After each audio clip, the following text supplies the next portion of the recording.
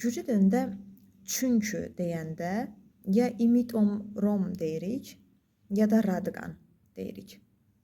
İndi baxın, bunları mən cümlədə istifadə edəcəm bunlardan və daha aydın olacaq sizin üçün. Məsələn, birisi dönür deyir ki, ratom cer im qalmit. Ratom cer, niyə yazırsan?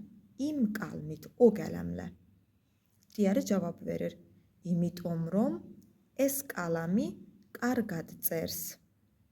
İmitomrom, çünki es qalami, bu qələm, qarqad, yaxşı, cers, yazır.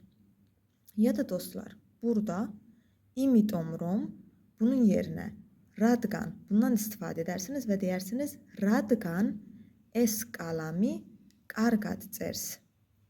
Radqan es qalami qarqad cers. Çünki bu qələm yaxşı yazır deməkdir.